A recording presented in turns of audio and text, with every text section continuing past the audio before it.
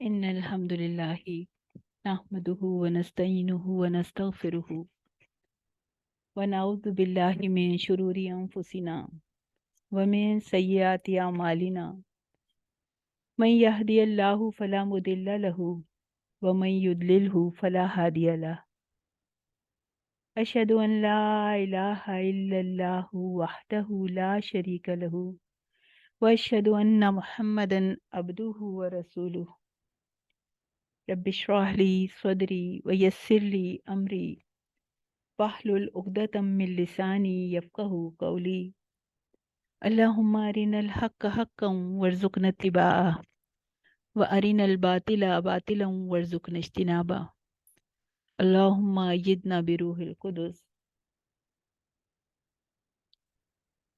أعوذ بالله من الشيطان الرجيم بسم اللہ الرحمن الرحیم.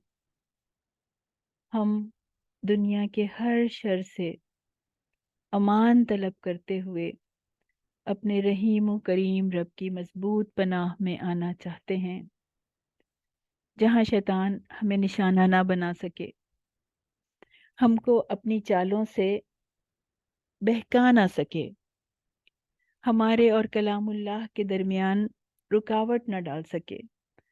تو اسی کے بابرکت اور پاک نام سے ابتدا کرتے ہیں. الذین، آیت 40 ہے سورہ حج کی. الذین اخرجوا من دیارہم.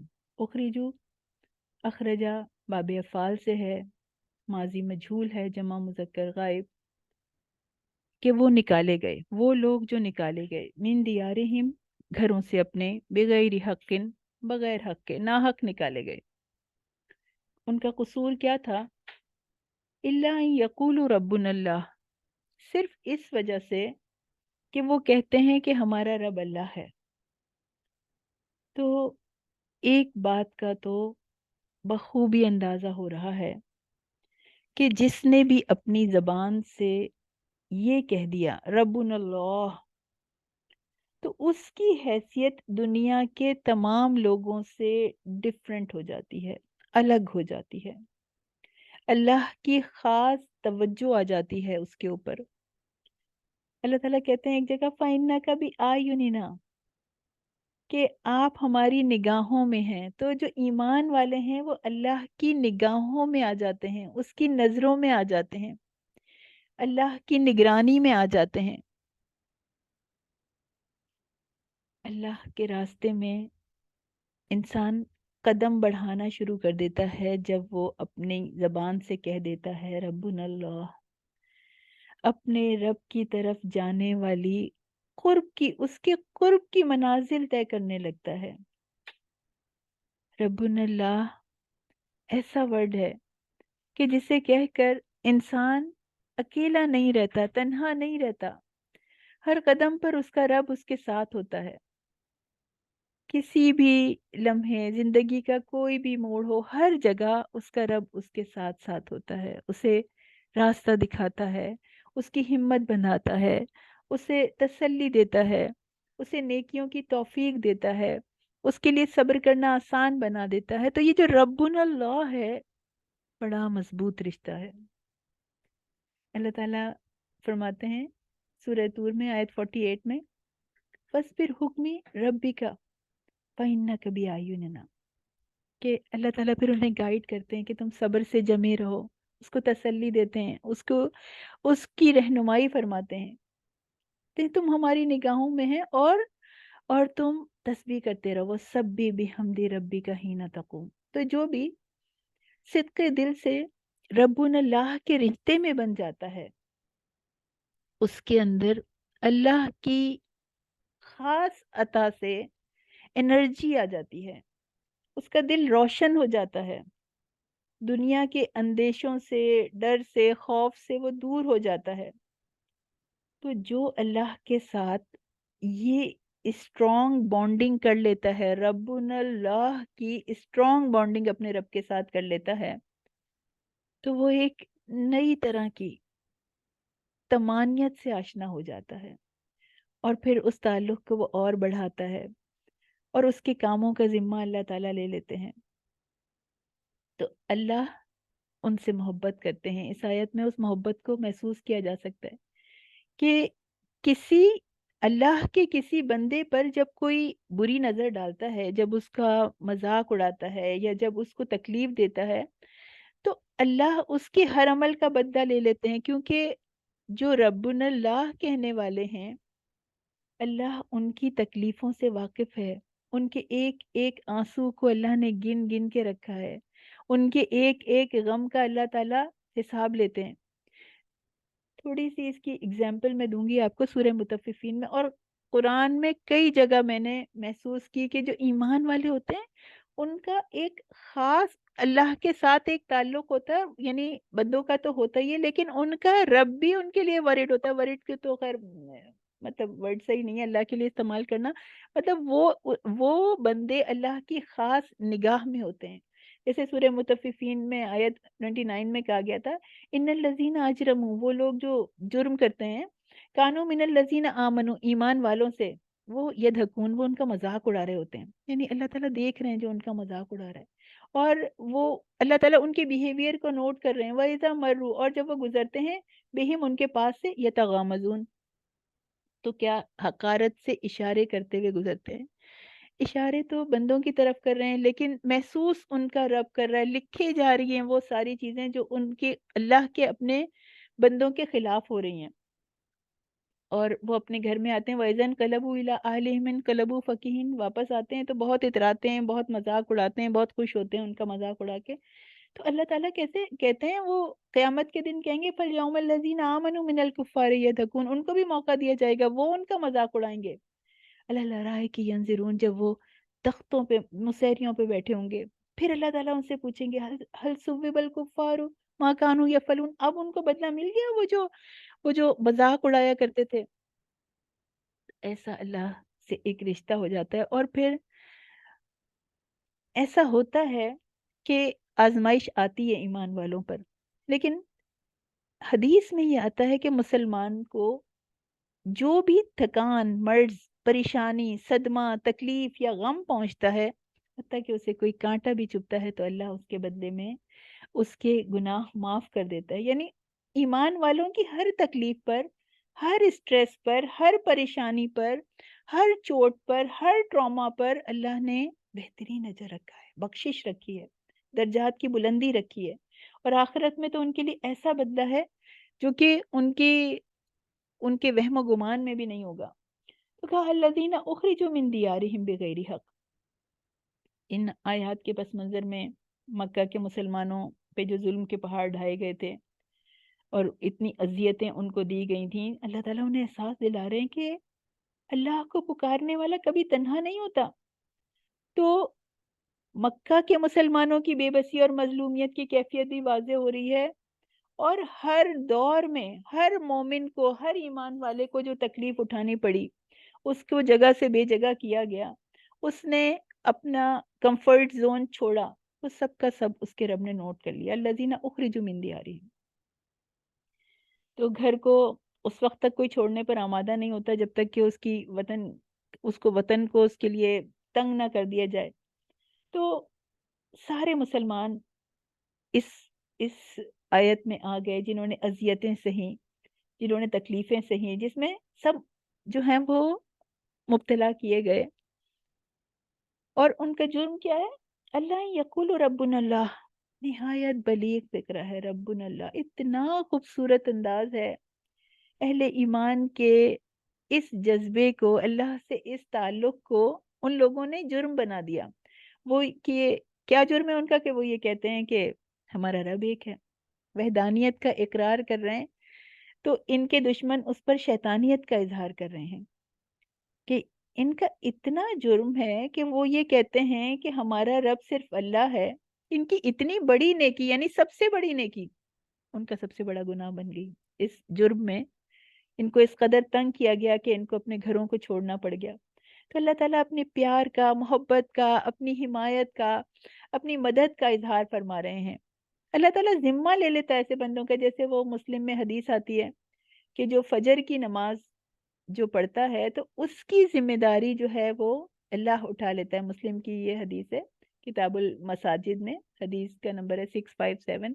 تو فجر کی نماز جس نے پڑھی ہے تو اللہ تعالیٰ نے اس کی ذمہ داریاں خود اٹھا لی اپنے اوپر کہ میں اس کی ہر ذمہ داری کو آسان کر دوں گا، میں اس کی دنیا کے کاموں کو بھی آسان کر دوں گا.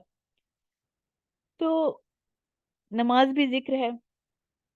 تو اپنے مومن بندوں سے ان کی حمایت کرتے ہوئے اللہ تعالیٰ کہتے ہیں کہ ان کے دشمنوں سے اللہ تعالیٰ خود بدلہ لیں گے. اللہ نے ایک ایک چیز کو مارک کر کے رکھا ہے. یہ وہ لوگ ہیں جو ربنا اللہ کہہ کر جم جانے والے، ایمان پر جمنے کی کوشش کرنے والے. اللہ ان کی ہر تکلیف کا انتقام خود لے گا. اور ان کے لیے اور بھی اللہ تعالیٰ نے بڑے بڑے انعامات رکھے ہیں کہ وہ جو یہ کہتے ہیں کہ ربنا اللہ، ہمارا رب اللہ ہے، ثم استقاموا، پھر اس پہ جم جاتے ہیں، تتنزل علیہم الملائکۃ، تو ان پر ملائکہ اترتے ہیں، رحمت کے فرشتے اترتے ہیں جو ان کو تسلی دیتے ہیں، اللہ تخافوا، تم کوئی خوف نہیں کرو، ولا تحزنوا، کوئی غم نہیں کرو، وابشروا بالجنۃ التی کنتم توعدون، تم کو جنت دی جائے گی جس کا تم سے وعدہ کیا گیا تھا. اور ان کو کہتے ہیں نحن اولیاؤکم فی الحیات الدنیا والآخرہ، دنیا میں بھی اترتے ہیں یہ فرشتے، آخرت میں بھی اترتے ہیں، ان کو تسلی دیتے ہیں، اطمینان دلاتے ہیں.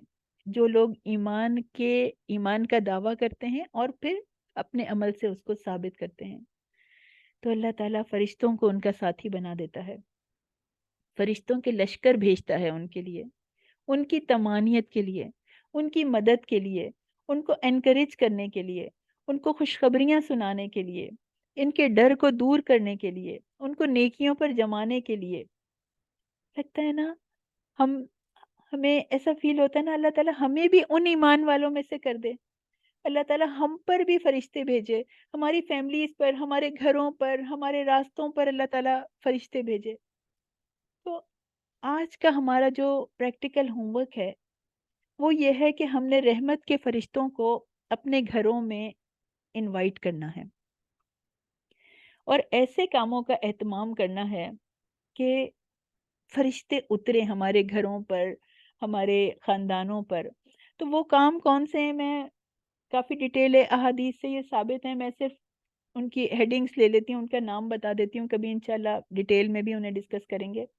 پہلی تو یہی جو ہم نے کہا کہ جنہوں نے جو ایمان پر جم گئے، جو اللہ کے احکام پر جم گئے، ثابت قدم ہو گئے، ان پر فرشتے اترتے ہیں. دوسرا، جب انسان میں ایمانی کیفیت عروج میں ہوتی ہے، وہ قرآن پڑھنے کی وجہ سے ہو، وہ اللہ کا ذکر کرنے کی وجہ سے ہو، وہ نماز پڑھنے کی وجہ سے ہو، تو تب بھی رحمت کے فرشتے اترتے ہیں. اور جب مومن جو ہے وہ اللہ پر توکل کرتا ہے، بھروسہ کرتا ہے، تو اس کی مدد کے لیے فرشتے اترتے ہیں. جب ذکر الہی کی، قرآن کی مجلسیں ہوتی ہیں، جب انسان قرآن پڑھتا ہے، سمجھنے کی کوشش کرتا ہے، تو اس وقت رحمت کے فرشتے اترتے ہیں. پھر قرآن کی جو ویسے بھی قرآن کی تلاوت اور اس کے پڑھنے پڑھانے پر فرشتوں کا نزول ہوتا ہے، اور اللہ کی جو تعریف کرتا ہے، جو اللہ کی حمد و ثنا کرتا ہے، اس پر بھی فرشتے اترتے ہیں. اور جو شخص اللہ کی خوشنودی کے لیے اپنے مسلمان بھائی سے ملنے کے لیے نکلتا ہے، تو اس کے اوپر بھی اللہ تعالیٰ رحمت کے فرشتے بھیجتا ہے. جو رات کو باوضو سونے کے لیے لیٹتا ہے، یعنی وضو کر کے سونے کے لیے لیٹتا ہے، تو اللہ تعالیٰ اس کے اوپر رحمت کے فرشتے کو نگران بنا دیتے ہیں. اور جو رات کو سوتے وقت آیت الکرسی پڑھتا ہے، تو اس پہ اللہ تعالیٰ رحمت کے فرشتے کو مقرر کر دیتے ہیں. پھر جو نبی اکرم صلی اللہ علیہ وسلم پر درود بھیجتے ہیں، تو ان کے اوپر بھی رحمت کے فرشتے اترتے ہیں. جو دین کا علم حاصل کرتے ہیں، جو دین کے طالب علم ہیں، جو ان آیات کو سمجھنے کی کوشش کرتے ہیں، احادیث کو سمجھنے کی کوشش کرتے ہیں، ان کے اوپر بھی رحمت کے فرشتے اترتے ہیں. جو اللہ کی راہ میں خرچ کرتے ہیں، ان کے اوپر بھی رحمت کے فرشتے اترتے ہیں.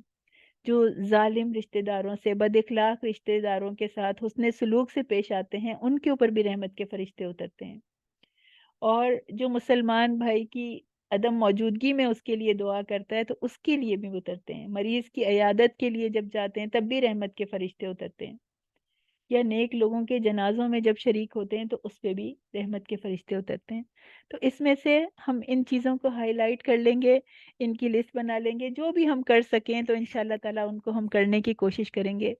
کہ اللہ کرے کہ ہم بھی ان میں سے ہوں کہ جن کے اوپر رحمت کے فرشتے اترتے ہیں. تو لیکن ہم کوشش کریں گے تو انشاءاللہ تعالیٰ اللہ تعالیٰ اس کو پاسبل کر دیں گے. اور جب فرشتے اترتے ہیں تو شیاطین چلے جاتے ہیں. تو جب شیاطین چلے جاتے ہیں تو انسان برائیوں سے گناہوں سے نکل آتا ہے. فرشتے ہوتے ہیں تو نیکیوں پہ انسان جمتا ہے. اللہ تعالیٰ کہنے وَلَوْلَا دَفْعُ اللَّهِ النَّاسَ بَعْضَهُم بِبَعْضٍ. اب یہ حکمت بیان ہو رہی ہے کہ اللہ تعالیٰ نے اپنے بندوں کو جو اجازت دی ہے اپنا دفاع کرنے کی، یعنی کہ جیسے حرم اور حدود حرم ہے، وہاں پر بھی اگر کوئی حملہ کرے تو ایمان والوں کو حق ہے کہ وہ اپنا دفاع کریں اور یہ امید رکھیں کہ اللہ تعالیٰ ان کی مدد فرمائے گا. تو جب کوئی انسان اللہ کو اپنا خالق مان لیتا ہے، اس کی رضا کو حاصل کرنا اپنی زندگی کا مقصد بنا لیتا ہے، تو وہ کتنا ہی کمزور کیوں نہ ہو، وہ تنہا بے بس تو نہیں ہوتا. اللہ تعالیٰ مظلوموں کے بازوؤں کو مضبوط کر دیتے ہیں جن کے اوپر ظلم کیا جاتا ہے، ان کو ہمت عطا کر دیتے ہیں اپنی طرف سے. اللہ ان کے لیے آسانیاں کر دیتے ہیں، ساری سچویشن کو ان کے فیور میں کر دیتے ہیں. تو پھر وہ مظلوم جو ہیں وہ ان ظالموں سے مقابلہ کرتے ہیں. پھر وہ ظالموں کو، ان طاقتوروں کو، وہ جو بھی ہیں جو دشمن ہیں، ان کو وہ نچا کے رکھ دیتے ہیں. تو اگر اللہ تعالیٰ کا یہ نظام نہ ہوتا تو دنیا ظلم سے بھر جاتی اور کسی کا اقتدار اور کسی کی مذہبی جگہیں جو ہیں وہ محفوظ نہ رہتی. سوامع جو ہے، یہ سومت کی جمع ہے. یہ عبادت کی وہ جگہ ہیں جو عیسائی راہب جو ہیں وہ آبادیوں سے دور اونچے میناروں کی شکل میں بناتے تھے اور یہاں پہ وہ چراغ جلا دیتے تھے تاکہ مسافر جو ہیں وہ راستہ انہیں مل جائے. بیا ان نصرانیوں کے جو چرچز ہوتے ہیں اور صلوات ان یہودیوں کی عبادت خانے. تو کہا کہ یعنی ان کی تفصیل بتائی کہ اگر اللہ تعالیٰ ان کو ایک دوسرے کی وجہ سے یعنی نہ ہٹا دیتا تو جہاں جہاں اللہ کا ذکر ہوتا ہے، اور دیکھیں قلیل سے کثیر کی بات ہو رہی ہے. لہدمت باب تفیل سے ہے، اس لیے اس کا ترجمہ کیا جائے گا اگر بالکل گرامر کے حساب سے صحیح کیا جائے کہ بری طرح ڈھا دیے جاتے ہیں. یعنی اللہ تعالیٰ نے دنیا کا نظام ایسا رکھا ہے کہ ہر چیز، ہر شخص، ہر جماعت اپنے وجود کو قائم رکھنے کے لیے جنگ کرتی ہے. اگر ایسا نہیں ہوتا تو اللہ تعالیٰ نیکی کی حمایت اگر نہیں کرتے تو پھر نیکی کا نام و نشان باقی نہیں رہتا. بے دین اور شریر لوگ ایسے ہیں، ان کی ہر زمانے میں کثرت رہی ہے، تو تمام مقدس مقامات اور شاعر اللہ کو صفحہ ہستی سے مٹا دیا جاتا اگر یہ قانون نہ ہوتا.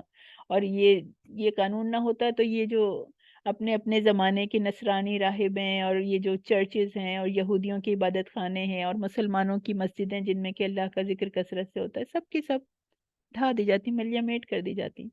تو اللہ مظلوموں کے ذریعے سے ظالموں کو ختم بھی کرتا ہے. اور ظالم اور مظلوم کی کشمکش تو ہر دور میں رہی ہے. ایسے واقعات، بہت سارے واقعات آپ کو تاریخ سے مل جائیں گے. سب کانٹیننٹ کی ہسٹری کو اٹھا کے دیکھ لیں، اتنا ظلم کیا گیا کہ دل دہل گئے، انسانیت تڑپ کر رہ گئی. ان کا کیا جرم تھا؟ یہی جرم تھا نا کہ انہوں نے ربنا اللہ کہا تھا. اور بدی کی طاقتیں کتنی ہی جمع ہو جائیں، اللہ تعالیٰ کی طرف سے ایمان والوں کا دفاع کیا جاتا ہے. تو ان آیات میں اللہ تعالیٰ ایمان رکھنے والوں کو، چاہے وہ کسی زمانے سے تعلق رکھتے ہوں، سند دے رہے ہیں، تسلی دے رہے ہیں. چاہے وہ اہل مکہ ہوں، یہودی ہوں، نصرانی ہوں جو اہل ایمان پر ظلم کرتے ہیں، ان کو گھروں سے نکلنے پہ مجبور کرتے ہیں. چاہے وہ قبلہ اول کو مسمار کرنے کے ارادے رکھنے والے ہوں، چاہے وہ غزہ کے مسلمان ہوں جن کے دل ایمان سے، یقین سے معمور ہیں، دھماکوں کی آوازوں سے نہیں دہلتے، وہ ہمت کا مینار ہیں، وہ توپوں سے نہیں ڈرتے، ٹینکوں سے نہیں ڈرتے، ساری شرعی قوتوں کے سامنے ڈٹے ہوئے ہیں کیونکہ انہیں اللہ کی مدد حاصل ہے. اللہ نے ان کے دلوں کو تھام رکھا ہے، اللہ ان کے قدم جما رہا ہے، اللہ ان کے دلوں کو جوڑ رہا ہے. یہ نشانیاں ہیں اہل ایمان کے لیے، جن کے دل روشن ہیں، جن کے دل دیکھ سکتے ہیں. تو اللہ ان کے بارے میں فرماتے ہیں وَلَيَنْصُرَنَّ اللَّهُ مَن يَنْصُرَهُ. اللہ ضرور اس کی مدد کرے گا جو اللہ کی مدد کرے گا. لام تاکید اور نون مشدد ساتھ ہیں، ضرور بس ضرور اس کی مدد کرے گا. اور اللہ کسی کی مدد کا محتاج نہیں ہے. سورہ فاتر میں آتا ہے کہ یا ایھا الناس انتم الفقراء الی اللہ، تم اللہ کے محتاج ہو، اللہ کی طرف محتاج ہو، ہر چیز میں اس کے محتاج ہو، اور اللہ تو غنی حمید ہے۔ تو انسان اللہ کی کیا مدد کرے گا؟ کیا اس کی حیثیت ہے؟ کیا اس کی بساط ہے؟ اللہ کی مدد سے کیا مراد ہے؟ اللہ کے دین کی مدد۔ اللہ کچھ نئی حقیقتیں انٹروڈیوس کرا رہے ہیں ہم سے۔ پہلی بات تو یہ کہ جو لوگ اللہ کے دین کے لیے، اللہ کے شاعر کی حفاظت کے لیے اٹھتے ہیں، تو اللہ یعنی وہ کیا کر رہے ہیں؟ وہ اپنے رب کی مدد کے لیے اٹھتے ہیں۔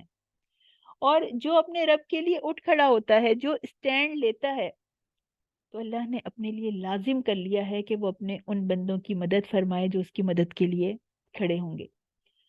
اور اللہ کی مدد ہمیشہ انہی لوگوں کے لیے آتی ہے جو خود اٹھ کھڑے ہوتے ہیں، جن کے دل میں اپنے الہ کے لیے محبت کا جذبہ ہوتا ہے، جن کے دلوں میں دین کا درد ہوتا ہے، خود سے آگے بڑھنے والے، باتیں بنانے والے نہیں ہوتے، عمل کر کے دکھانے والے۔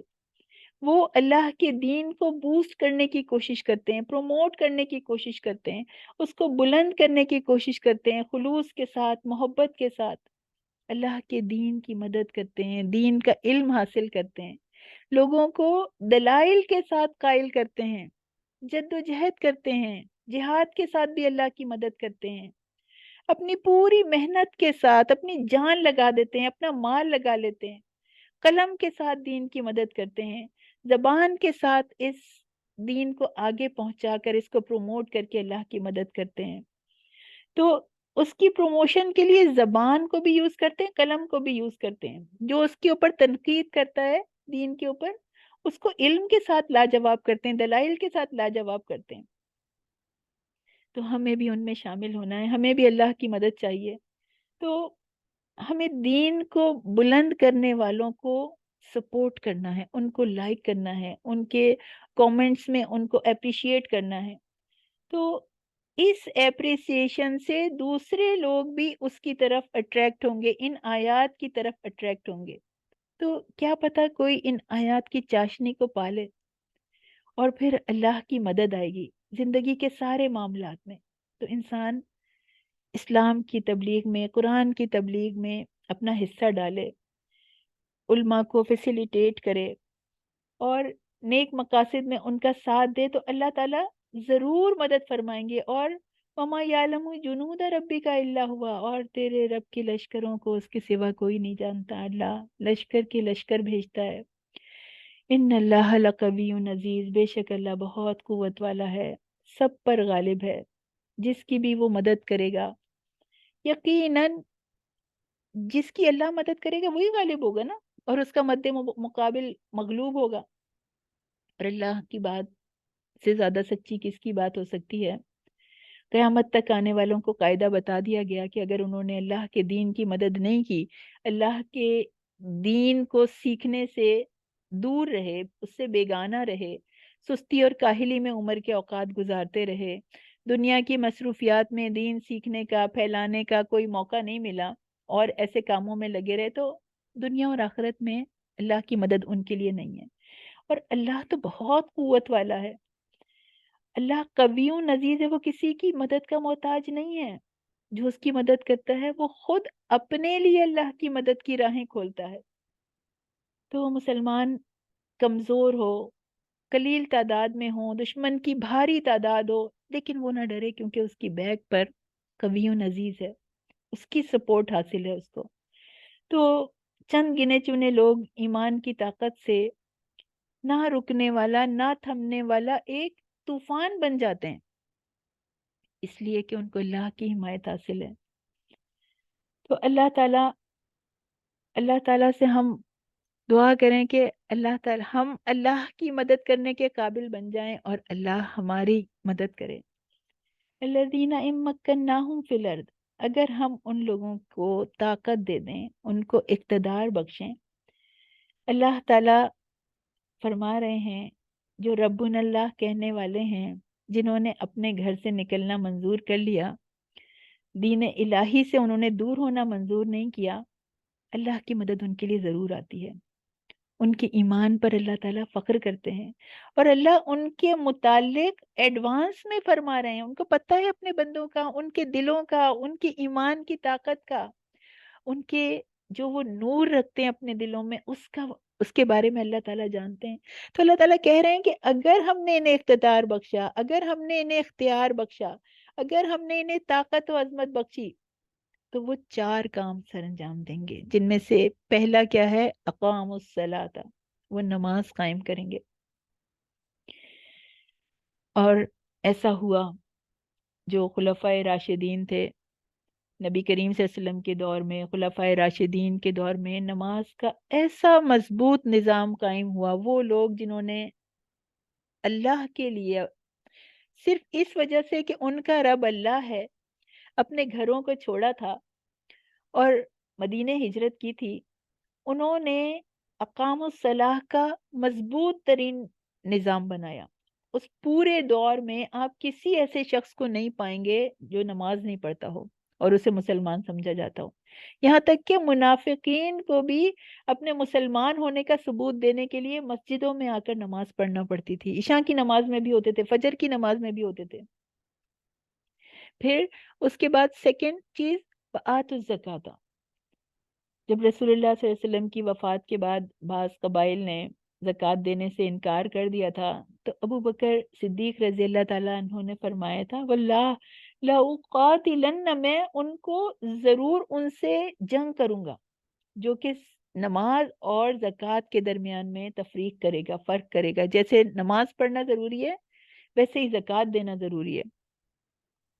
تو مسلمانوں کے زوال کا آغاز تو جب ہوا جبکہ کچھ لوگ، ایک یہ والا نظریہ انٹروڈیوس ہو گیا کہ کوئی نماز پڑھے یا نہ پڑھے، زکوٰۃ دے یا نہ دے، اس کے ایمان میں کوئی خلل واقع نہیں ہوگا، وہ پکا مسلمان ہے۔ یعنی جب نماز نہیں بھی پڑھ رہا تب بھی اسے مسلمان کہا جائے گا۔ اللہ نے تو بتا دیا کہ نماز مومن اور کافر میں فرق کرنے والی ہے۔ یہ اسی سے پتہ چلے گا کہ اس شخص میں ایمان ہے یا نہیں ہے۔ اگر وہ نماز پڑھتا ہوگا تو اس کا ایمان پہچانا جائے گا۔ تو یہ اصل میں یہ عقیدہ جو ہے، یہ بڑی خرابی ہے کہ بے نمازی اور نمازی دونوں ایمان کے حساب سے برابر ہیں، بلکہ بعض اوقات تو وہ کہتے ہیں کہ اپنے آپ کو نمازیوں سے بہتر مسلمان قرار دیتے ہیں۔ تو اللہ کے نبی نے بتا دیا، اللہ نے بتا دیا نماز مومن اور کافر میں ڈفرینس کرنے والی ہے، ڈفرینشیٹ کرنے والی ہے۔ تو اور تیسرا اور چوتھا وصف کیا ہے؟ کہ وہ نیکی کا حکم دیں گے اور برائی سے منع کریں گے۔ یہ بات بھی حق ثابت ہوئی ان مومنوں کے لیے جو کہ نبی کریم صلی اللہ علیہ وسلم کے ساتھی تھے، اور اس کے بعد کے آنے والے مسلمان، انہوں نے زبان اور عمل سے دونوں سے امر بالمعروف و نہی عن المنکر کا فریضہ انجام دیا۔ اور آج بھی اللہ تعالیٰ، اللہ کی مدد کا وعدہ ہے، اللہ کی نصرت کا وعدہ ہے ان لوگوں کے لیے جنہیں اللہ تعالیٰ اختیار دیتا ہے، جنہیں اختیار ملتا ہے کہ وہ یہ 4 کام کر سکیں، اقام الصلاۃ، آتوا الزکاۃ، امر بالمعروف و نہی عن المنکر، کہ یہ 4 کام کرنے کا اختیار ان کو ملتا ہے، تو وہ یہ چاروں کام سر انجام دیتے ہیں۔ اس کے نتیجے میں اللہ تعالیٰ انہیں بلندی دیتا ہے، ان کو غلبہ دیتا ہے۔ اور آج ان چاروں چیزوں کو چھوڑ کر کفار کے طریقوں کو اپنا لیا نا، سود، بے حیائی، دنیا طلبی کے پیچھے لگ گئے ہیں، اور یہ توقع کر رہے ہیں کہ دنیا کو فتح کر لیں گے۔ اللہ تعالیٰ کہہ رہا ہے وَلِلَّهِ عَاقِبَةُ الْأُمُورِ، تمام کاموں کا صرف آغاز اللہ کے ہاتھ میں نہیں ہے، بلکہ تمام کاموں کا انجام بھی اللہ کے ہاتھ میں ہے۔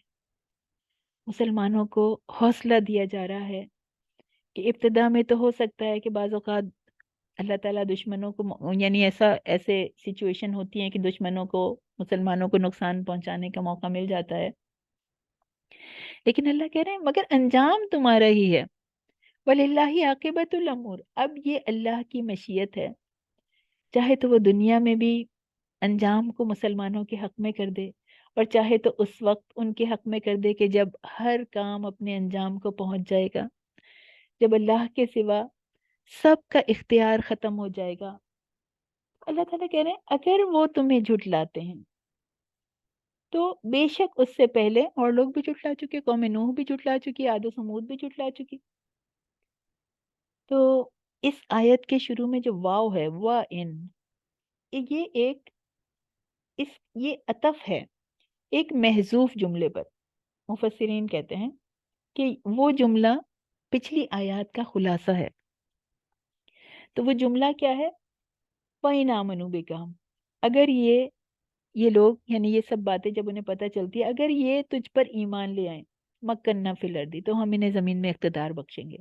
وَإِنْ يُكَذِّبُوكَ، لیکن اگر وہ تجھے جھٹلائیں گے، أَخَذَتْهُمْ، ہم ان کو پکڑ لیں گے، میں ان کو پکڑ لوں گا۔ تو اور بھی دفعہ قرآن میں ایسے محذوف جملے آتے رہے ہیں جن کو کہ اللہ تعالیٰ نے استعمال کیا ہے۔ فَإِنْ آمَنُوا مِثْلِ مَا آمَنْتُمْ بِهِ فَقَدِ اهْتَدُوا، کہ اگر جو ایمان لے آتا ہے تو وہ یقیناً ہدایت پا گئے۔ وَإِنْ تَوَلَّوْا فَإِنَّمَا هُمْ فِي شِقَاقٍ، سورہ بقرہ 137 ہے۔ تو اس جملے سے اللہ تعالیٰ اپنے نبی کو اور اس کے بعد ان کی امت کو تسلی دے رہے ہیں، ان کے غم کو دور کر رہے ہیں۔ یعنی اگر وہ آپ کو جھٹلا رہے ہیں، اگر وہ مسلمانوں کو جھٹلا رہے ہیں، تو جھٹلانے دیجئے، میں انہیں کچھ عرصے میں پکڑ لوں گا، چاہے وہ کتنی ہی قوت رکھتے ہوں، چاہے وہ کیسی شان و شوکت رکھتے ہوں، کتنا مال و متاع رکھتے ہوں، حکومت اور اقتدار میں وہ کتنی ہی بڑی ہوئی، جو ان سے پہلے اتنی ان سے بڑی ہوئی بھی قومیں تھیں، ان کو بھی پکڑ لیا اللہ نے۔ تو آج اسلام کو ٹھکرانے والا، مسلمانوں کو تکلیف پہنچانے والا اللہ کی گرفت سے نہیں بچ سکتا۔ اور صرف آج کے دور میں جھٹلانے والے نہیں ہیں، اس سے پہلے نوح علیہ السلام کی قوم بھی جھٹلا چکی ہے، جن کی عمریں بہت زیادہ تھی، جن کا اقتدار بہت مضبوط تھا۔ اور عاد بھی جھٹلا چکے ہیں، بہت لمبے تھے، مضبوط اپنا جسم رکھنے والے، لمبے قد رکھنے والے، ان کے بارے میں اللہ نے کہا کہ ان جیسی قوم کوئی اور پیدا نہیں ہوئی تھی۔ اور سمود جو کہ میدانوں اور پہاڑوں میں چٹانیں تراش کر مضبوط اپنے گھر بناتے تھے۔ پھر وہ قوم ابراہیم، اور ابراہیم علیہ السلام کی قوم جو تکبر میں بہت بڑی ہوئی تھی، اللہ کے نبی کو، ابراہیم علیہ السلام کو آگ میں پھینک دیا، اس لیے کہ انہوں نے ایک اللہ کو مانا۔ اور لوط علیہ السلام کی خبیث، انتہا سے زیادہ گری ہوئی قوم، اس نے بھی جھٹلایا۔ تو سب جھٹلا چکے ہیں، اس سے پہلے بہت لوگ جھٹلا چکے ہیں۔ وہ اصحاب مدین، اور مدین والوں نے بھی، جو کہ حرام طریقے سے مال کے خزانے جمع کرتے تھے۔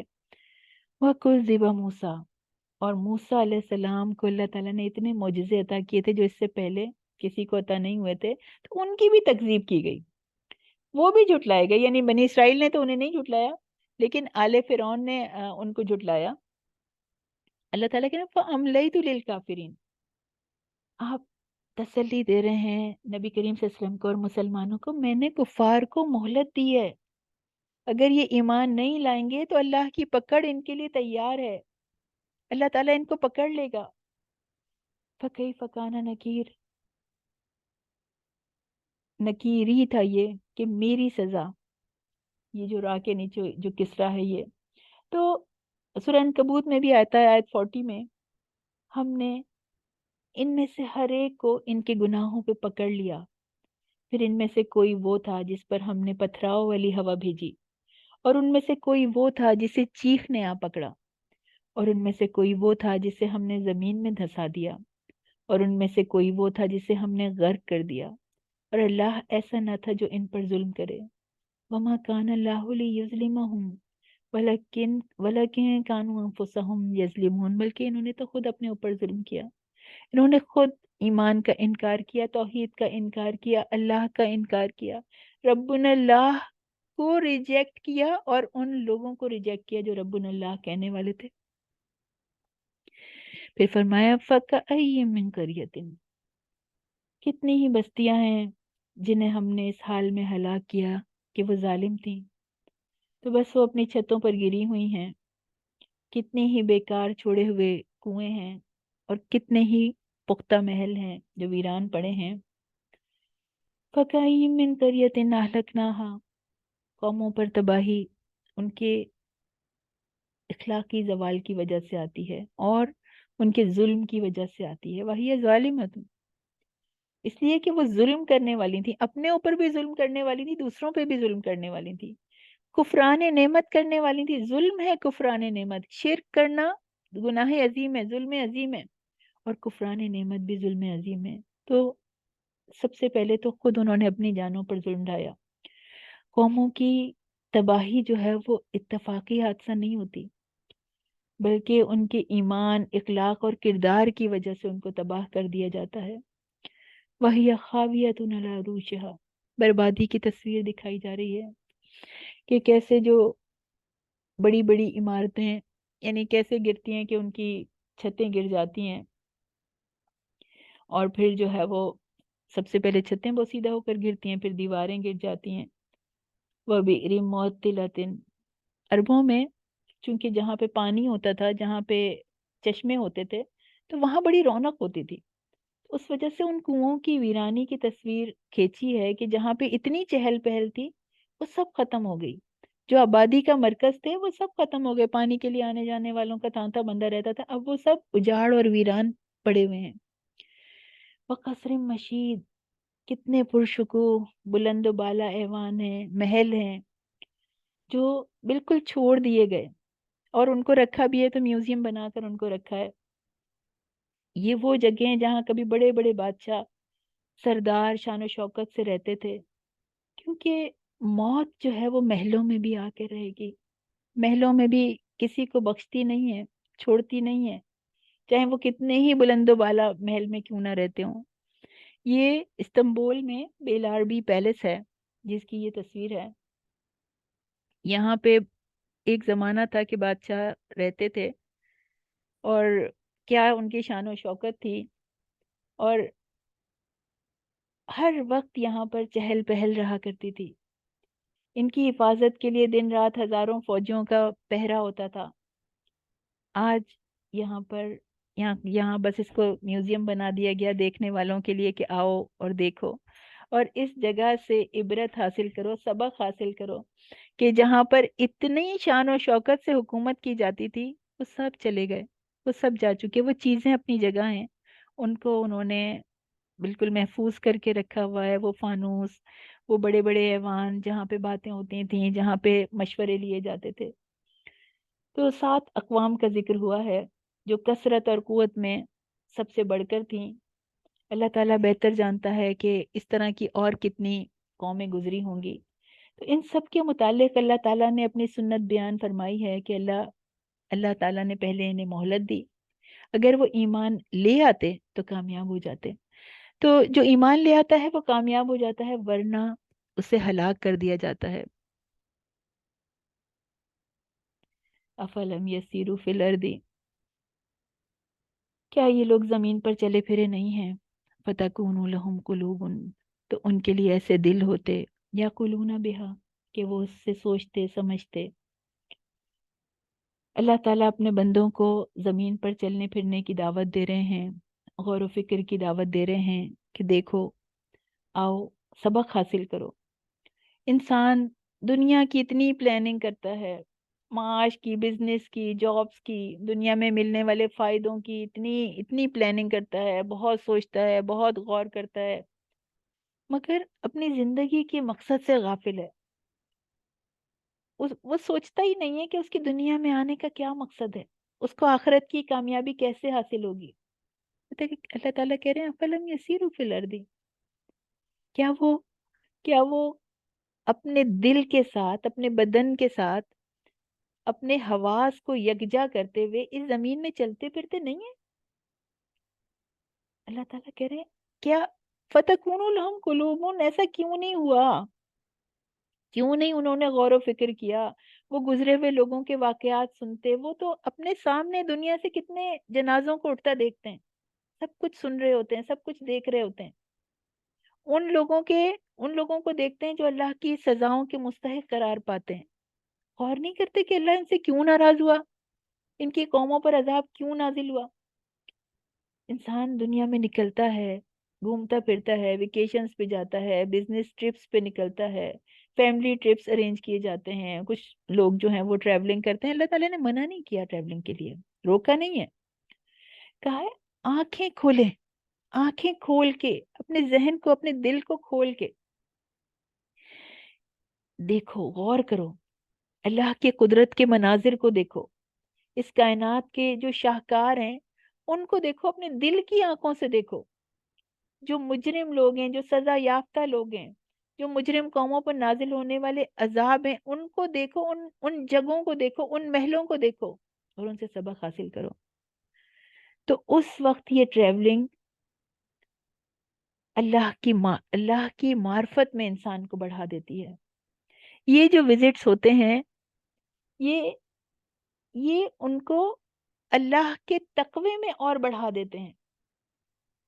قوم لوط کے متعلق اللہ تعالیٰ نے سورہ صافات میں فرمایا تھا، اور بلا شبہ تم یقیناً صبح جاتے ہوئے ان پر سے گزرتے ہو، یعنی وہ لوگ جو وہاں سے گزرتے تھے، اور رات کو بھی گزرتے ہو، تو کیا تم سمجھتے نہیں ہو؟ فلا تعقلون، تم غور نہیں کرتے؟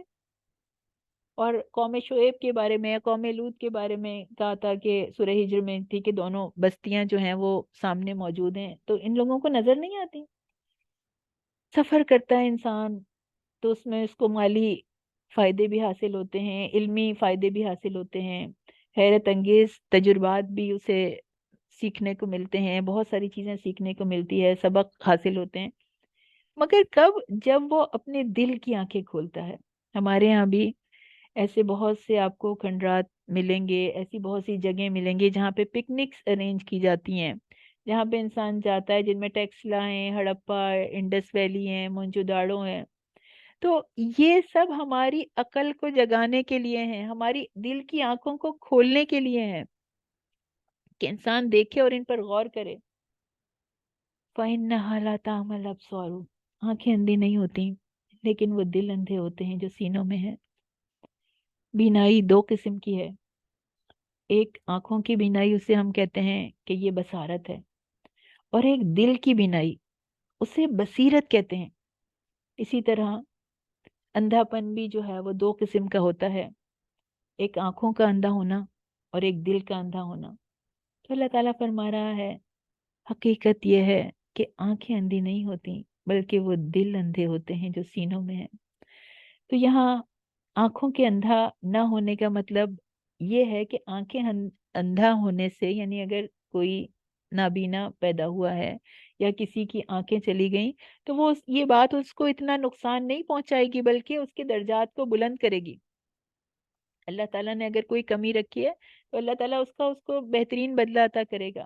تو بینائی اللہ کی بہت بڑی نعمت ضرور ہے، مگر جو اصل نقصان اٹھانے والے ہیں وہ ہیں دلوں کے اندھے، جو بصیرت سے محروم ہیں.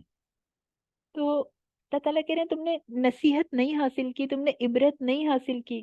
تم لوگ چلتے پھرتے زمین میں، تم لوگ غور کرتے اور سبق حاصل کرتے، عبرت حاصل کرتے. تو سفر کا مقصد ہے سوچنا، سمجھنا، عبرت حاصل کرنا. انسان ان سفر میں آنکھوں سے بہت ساری چیزیں دیکھتا ہے، کانوں سے بہت ساری چیزیں سنتا ہے، لیکن جب ان سے سبق حاصل نہیں کرتا تو پھر وہ آنکھیں رکھنے کے باوجود بھی اندھوں اور بہروں میں شمار ہوتا ہے. سورہ بقرہ آیت 171 میں وَمَثَلُ الَّذِينَ كَفَرُوا، وہ لوگ جنہوں نے کفر کیا، كَمَثَلِ الَّذِي يَنِقُ بِمَا لَا يَسْمَعُ إِلَّا دُعَاءً وَنِدَاءً، یعنی اس شخص کی ہے ان کی مثال جو ان جانوروں کو آواز دیتا ہے جو پکار کے سوا کچھ نہیں سنتے، انڈرسٹینڈ نہیں کرتے، صرف آوازوں سے پہچانتے ہیں کہ ان کا مالک ان کو کیوں پکار رہا ہے. سُمٌّ بُکْمٌ عُمْیٌ فَهُمْ لَا يَعْقِلُونَ، تو وہ بہرے ہیں، گونگے ہیں، اندھے ہیں، عقل نہیں لیتے، سمجھتے نہیں ہیں. تو جس کا دل فہم سے خالی ہو، اس کی آنکھوں اور کانوں کا اس نے فائدہ نہیں اٹھایا. جس فائدے کو اٹھانے کے لیے آنکھ اور کان اور یہ دل دیے گئے تھے، وہ فائدہ اس نے نہیں اٹھایا. اسی طرح ان لوگوں نے جنہوں نے سفر نہیں کیا، ان کو ترغیب دی جا رہی ہے کہ دنیا میں چلو پھرو، تمہاری آنکھیں وہ دیکھیں، تمہارے کان جو ہیں وہ نصیحت کے لیے کھلے ہوں. اور ایک اور بھی اہم بات ہے اس میں کہ آج سائنس یہ کہتی ہے کہ سوچنا سمجھنا جو ہے وہ دماغ کا کام ہے، دل کا کام نہیں ہے. جبکہ اللہ تعالیٰ فہم کا مرکز دل کو قرار دیتے ہیں، اللطیف الصدور، جو سینے میں ہے. اس برین کو نہیں اس کا مرکز قرار دیتے فہم کا جو سر میں ہے. تو بار بار ایسی آیات ہیں، بہت ساری آیات ایسی ہیں جن میں کہ اللہ تعالیٰ یہ کہتے ہیں کہ وہ ان کے دل ہیں اور وہ سمجھتے نہیں ہیں. یعنی ایسی اتنی آیات ہیں کہ فہم کا مرکز دل ہے۔ سائنس کے نظریات تو بدلتے رہتے ہیں، ایک کے بعد دوسرا جو ہے وہ اپڈیٹ ہوتا رہتا ہے، جبکہ اللہ کا فرمان اٹل ہے جو کبھی غلط نہیں ہو سکتا۔ اور اس کو یہ بھی بات ہو سکتی ہے کہ اس کی وجہ یہ ہو کہ برین کو دل ہی خون پمپ کرتا ہے نا، اسی وہی کنیکٹڈ ہے اور اسی کی وجہ سے وہ زندہ ہوتا ہے۔ تو ہو سکتا ہے کہ کچھ عرصے میں کچھ ایسی ڈسکوریز بھی سامنے آئیں۔ اور دل اندھے کب ہوتے ہیں؟ ایک حدیث ہے نبی کریم صلی اللہ علیہ وسلم کی، حضرت ابو دردہ سے مروی ہے کہ نبی کریم صلی اللہ علیہ وسلم نے فرمایا کہ کسی چیز کی محبت تمہیں اندھا اور بہرا کر دیتی ہے۔ یعنی جب انسان کسی چیز کی محبت میں اندھا ہو جاتا ہے تو وہ پھر اپنی سینسز کو یوز نہیں کرتا۔ اور ایک اور حدیث ہے، بڑی خوبصورت حدیث ہے کہ اللہ تعالیٰ جو ہے وہ اللہ تعالیٰ کے نبی فرما رہے ہیں کہ دل جو ہیں وہ 4 طرح کے ہوتے ہیں۔ قلب اجرد یعنی خالی دل جن میں چراغ روشن ہو سکیں، قلب اغلف جس پہ پردے پڑے ہوئے ہوتے ہیں، قلب منکوس یعنی الٹا دل، اور قلب مصفا یعنی چٹیل میدان جیسا۔ تو جو پہلا قلب جو خالی دل ہے، قلب اجرد، وہ مسلمانوں کا دل ہوتا ہے جس کا چراغ اس کا نور ہوتا ہے۔ اور قلب اغلف جس پہ پردہ پڑا ہوا ہوتا ہے، جس پہ غلاف لپٹا ہوا ہوتا ہے، وہ کافر کا دل ہوتا ہے۔ قلب منکوس منافق کا دل ہوتا ہے جو حق کو پہچان لینے کے بعد بھی اس کا انکار کر دیتا ہے۔ اور قلب مصفا وہ دل ہوتا ہے جس میں ایمان بھی ہوتا ہے اور نفاق بھی ہوتا ہے۔ اس میں ایمان کی مثال دی اللہ کے نبی نے کہ اس کی ایمان کی مثال سبزی کی سی ہے جو اچھے اور صاف پانی میں بڑھتی ہے، اور نفاق کی مثال اس زخم کی سی ہے جس میں پیپ اور خون جو ہے وہ بڑھتا چلا جاتا ہے۔ تو اب دونوں میں سے جو چیز غالب آ جائے تو اسی کا اثر غالب آ جاتا ہے۔ حضرت ام سلمہ رضی اللہ تعالیٰ عنہ سے مروی ہے، مسند احمد کی یہ حدیث ہے کہ نبی کریم صلی اللہ علیہ وسلم نے یہ دعا کی کہ اے دلوں کو پھیرنے والے، میرے دل کو اپنے دین پر ثابت قدم فرما دے، ثبت قلبی علی دینک۔ تو ان سے صحابہ نے پوچھا کہ کیا دلوں کو بھی پھیرا جاتا ہے؟ تو نبی صلی اللہ علیہ وسلم نے فرمایا کہ ہاں، اللہ نے جس انسان کو بھی پیدا فرمایا ہے اس کا دل اللہ کی 2 انگلیوں کے درمیان ہے، پھر اس کی مرضی ہے وہ اسے سیدھا کر دیتا ہے، اس کی مرضی ہوتی ہے تو اسے ٹیڑھا کر دیتا ہے۔ تو ہم اللہ سے دعا کرتے ہیں کہ اے پروردگار، ہمیں ہدایت عطا کرنے کے بعد ہمارے دلوں کو ٹیڑھا نہ کیجیے گا۔ ہم اس سے دعا کرتے ہیں کہ ہمیں رحمت والا دل عطا کر دے، روشنی والا دل عطا کر دے۔ پھر جس دل میں دانے کے برابر بھی خیر ہوگی، جو لا الہ الا اللہ کا اقرار کرتا ہوگا، بالآخر وہ جنت میں چلا جائے گا۔ اور جس کے دل میں تکبر ہوگا، دانے کے برابر بھی کیوں نہ ہو، وہ جہنم میں ڈالا جائے گا۔ اللہ تعالی ہمیں قلب سلیم عطا کر دے، اللہ تعالی ہمیں روشن دل عطا فرما دے۔ ربنا تقبل منا انک انت السمیع العلیم وتب علینا انک انت التواب الرحیم۔ اللہ تعالیٰ سے دعا کرتے ہیں، اے اللہ ہمارے دلوں کو نور سے روشن فرما دیجئے۔ اے اللہ اپنے دین کے کاموں میں ہمارا حصہ ڈال دیجئے۔ اے ہمارے مالک، ہمیں اپنی دین کی خدمت کے قابل بنا دیجئے، ہمیں دین کا علم عطا فرما دیجئے۔ اے اللہ ہمیں نماز قائم کرنے والا بنا دیجئے، ہمیں امر بالمعروف و نہی عن المنکر کرنے والا بنا دیجئے۔ اللہ زندگی کے ہر معاملے میں ہماری مدد فرمائیے، ہمیں دین پر ثابت قدمی عطا فرما دیجئے، ہمیں نیکیوں کی توفیق عطا فرما دیجئے۔ یا اللہ ہماری روح کو تقوی عطا فرما دیجئے۔ یا اللہ ہمارے ارادوں میں قوت ڈال دیجئے، ہمارے لیے آسان کر دیجئے نیکیوں کا کرنا، ہمارے دلوں میں اطمینان اور تسکین اتار دیجئے۔ اللہ ایمان والوں کی، ہم سب کی مدد فرشتوں کے ذریعے کیجئے۔ اللہ ہمارے مالک، ہمارے خالق، مومنوں کے لیے حالات کو سازگار کر دیجئے۔ اور ہم سب اللہ سے دعا کرتے ہیں کہ ایمان والے جہاں بھی ہوں، اللہ آپ ان کی خاص مدد فرمائیے، وہ پاکستان میں ہوں ان کی خاص مدد فرمائیے، وہ شام میں ہوں ان کی خاص مدد فرمائیے، وہ کشمیر میں ہوں ان کی خاص مدد فرمائیے، وہ انڈیا میں ہوں ان کی خاص مدد فرمائیے، وہ فلسطین میں ہوں ان کی خاص مدد کیجیے۔ ہماری بہت پیاری ساتھی ہیں، گروپ ٹیچر ہیں، ان کے والد کا انتقال ہوا ہے، تو ہم سب اپنے والدین کے لیے بھی جو اس دنیا میں نہیں رہے ہیں، ان کے لیے بھی، ان کی بخشش کے لیے، ان کی درجات کی بلندی کے لیے دعا کریں، اور اپنی اس ساتھی کے فادر کے لیے بھی بہت دعا کریں کہ اللہ تعالیٰ ان کی بخشش فرما دے، اور ہم میں سے جس کے بھی جو عزیز اور رشتہ دار اس دنیا میں نہیں رہے، اللہ تعالیٰ ان کی درجات کو بلند فرما دے اور ہمیں ان کے لیے صدقہ جاریہ بنا دے۔ ربنا تقبل منا انك انت السميع العليم وتب علينا انك انت التواب الرحيم۔ السلام علیکم ورحمۃ اللہ وبرکاتہ۔